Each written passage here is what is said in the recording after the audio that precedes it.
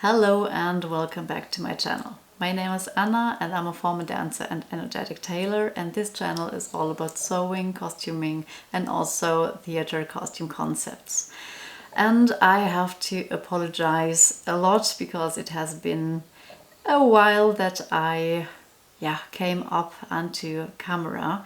And I will also explain you why. In the meantime, I published my first book and my own patterning technique that is also available in German and English, but I will do a separate video about that later.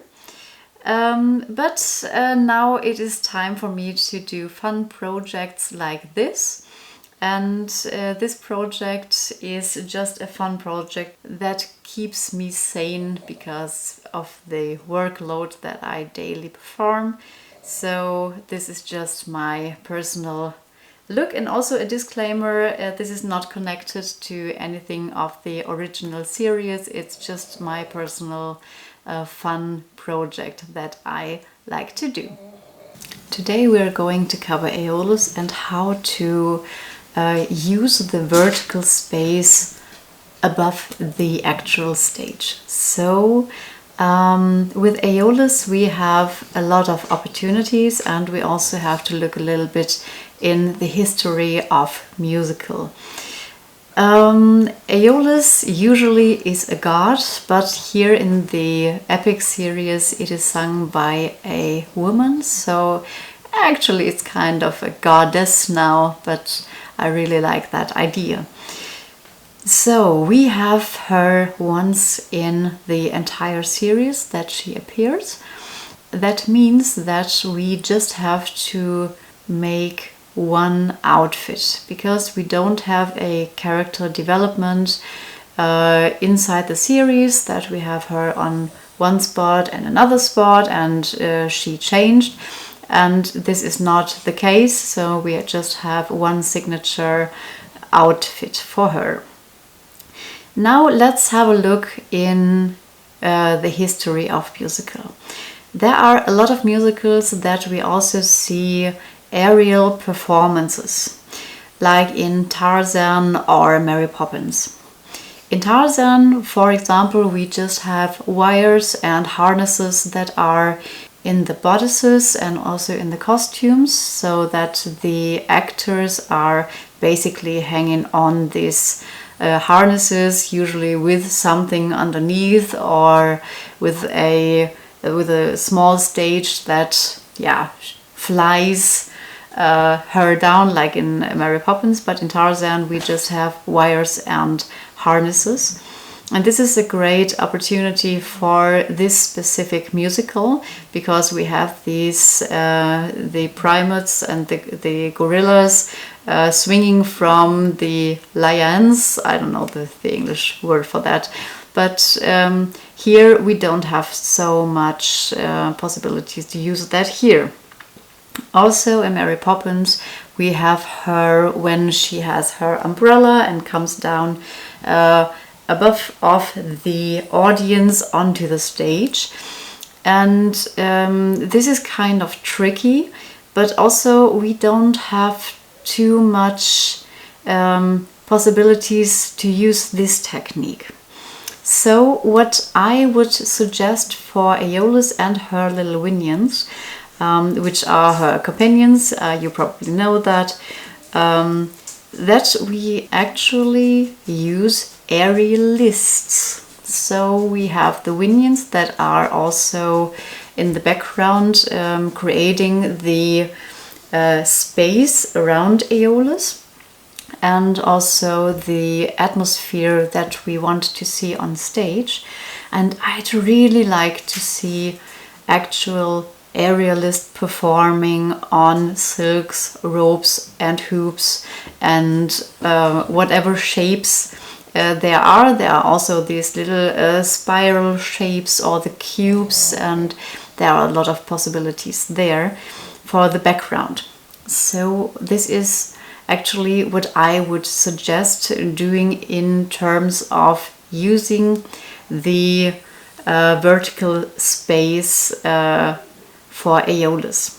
If we use aerialists, then we have to adjust the outfits of the Winions to Aeolus, because if you have aerialists, then they have to have leggings and spandex and very flexible material, because it has to be tight to the skin. Otherwise, there are safety issues that would come, because if we have a look at Aeolus's outfit from the animatic, that she has a very baggy trousers, then this wouldn't be safe for the performance. So the Winions would have to be in leggings and in safe clothing that is also with coloring adjusted to Aeolus's outfit.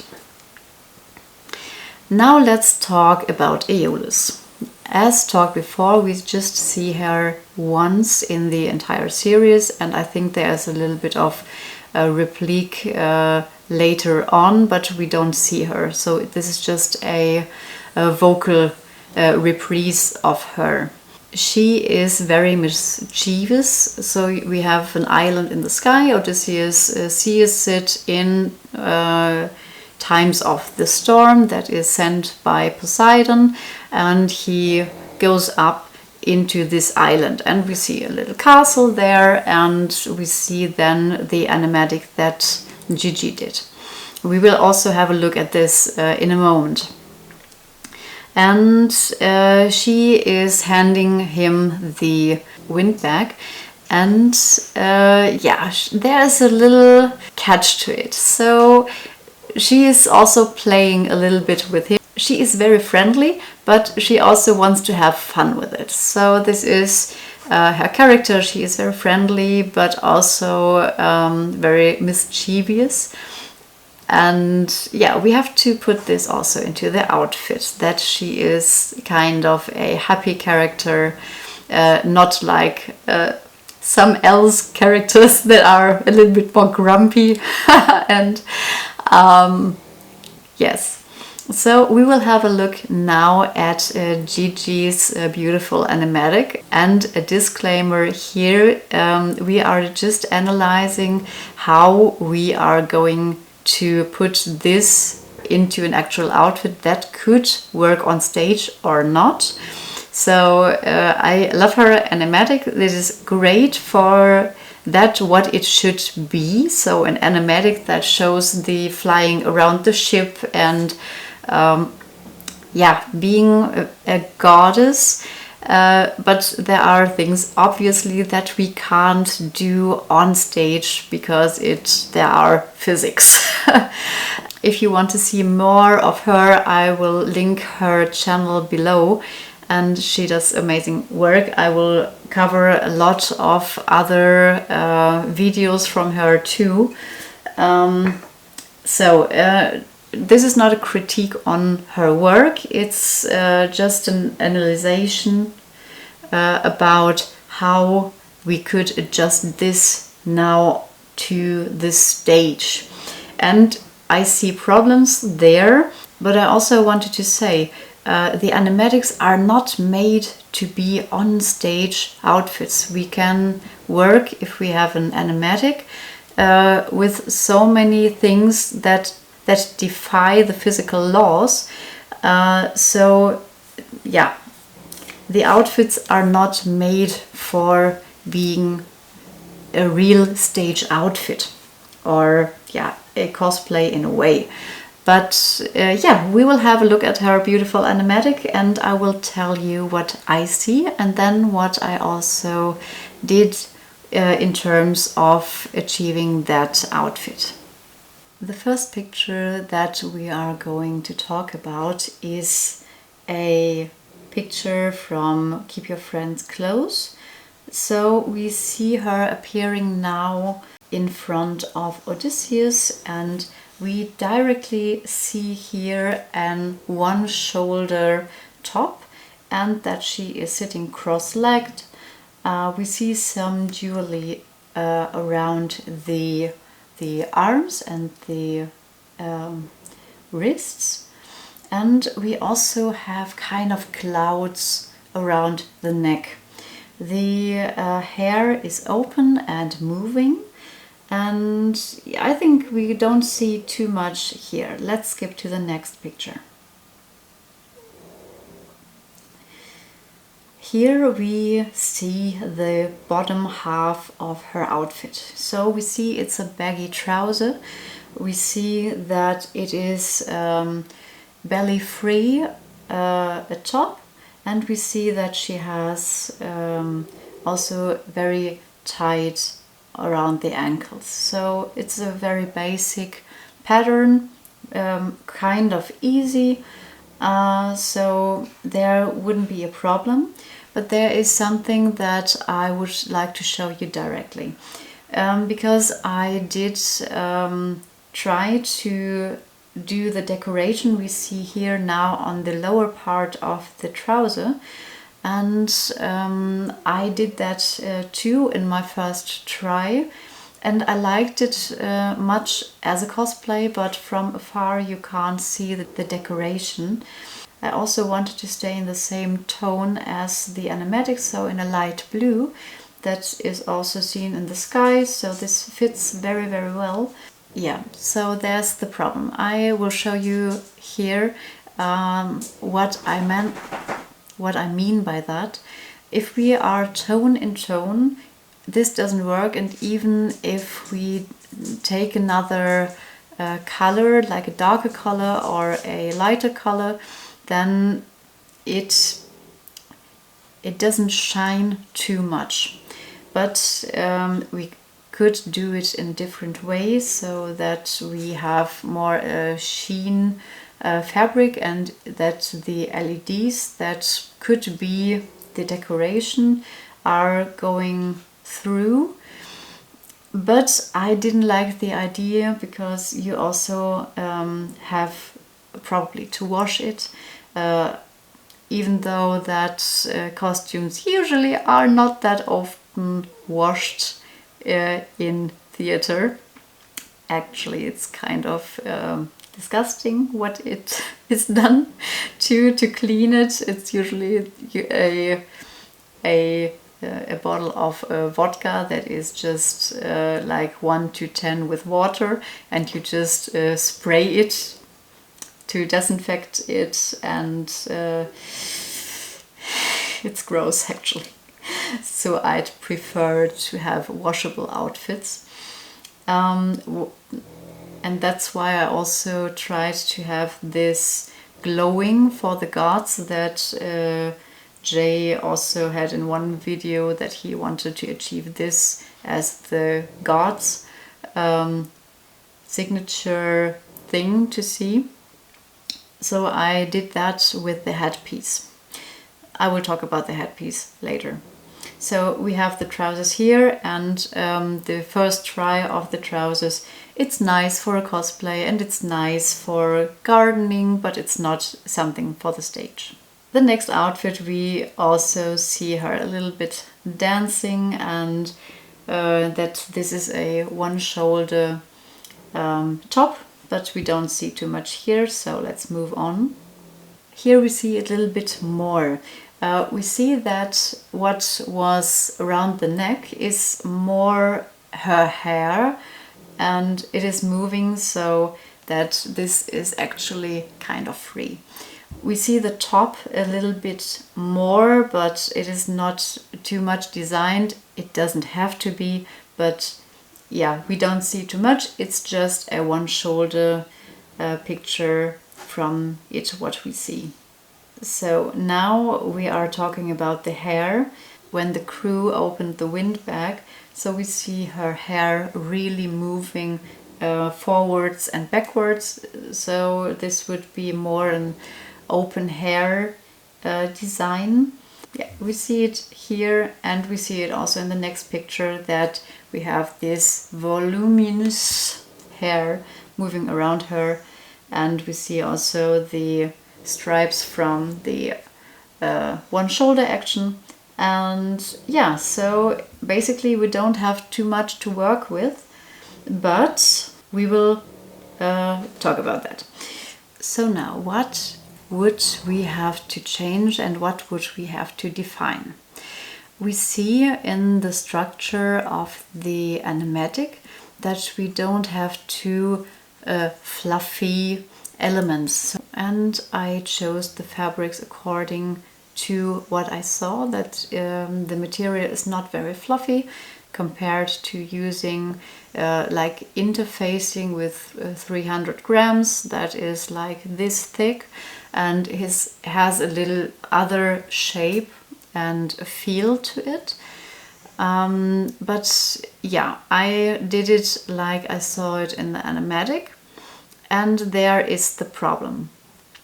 I like it for cosplay, but I don't like it for a big stage.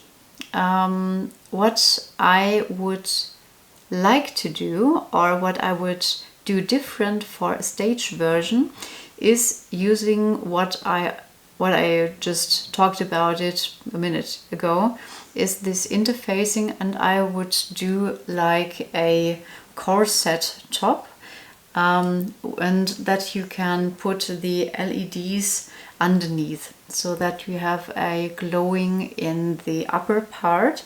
But I also would like to do a headpiece like I did there. This is a prototype and I'm not very good at headpieces, so don't come for me for that. It's just a prototype. Someone else should do this way better, this headpiece, than me. So what I would like to have is a very cloudy top and a cloudy hair piece or a headpiece.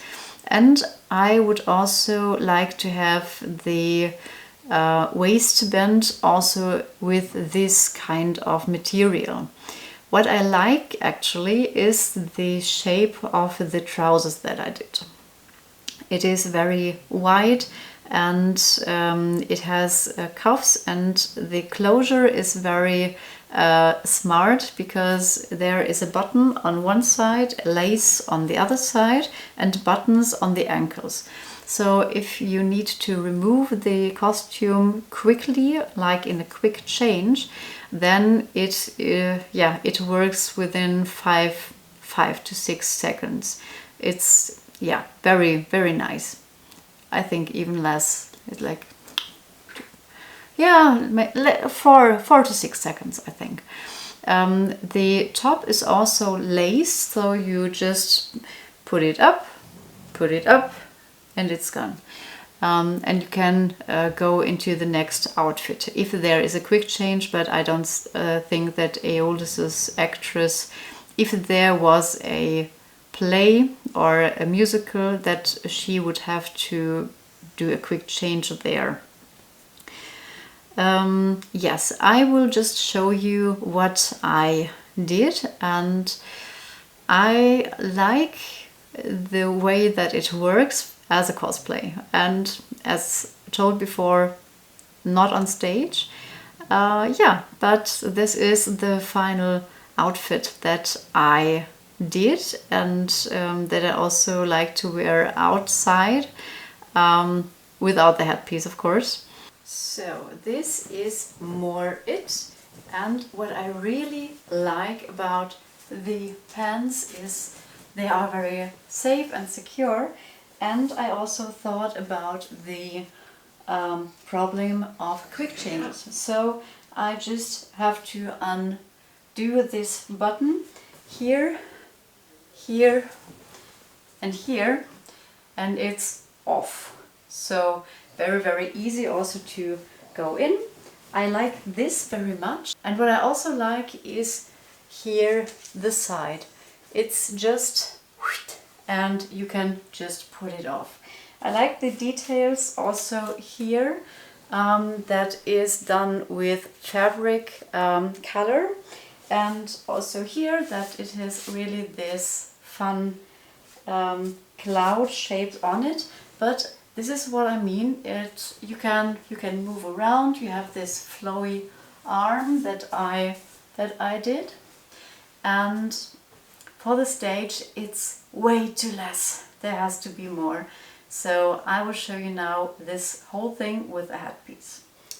Yes, and here is the headpiece, and I like really this cloudy, yeah, shape. And yeah, but someone who is more experienced in doing headpieces would have to do that. This is just like a prototype, and yeah, this is the whole outfit. That's it for Aeolus. I hope you enjoyed this episode. The next episode will cover Poseidon, but just one aspect of Poseidon, because there is something else that I wanted to do, but this will be the video after the next one, but I will not tell you until it is ready. So if you like this episode, make sure you click on the subscribe button and leave a like and a comment. And what do you think? Would this work for you? Yeah, I wish you a very, very nice day, and I see you next time.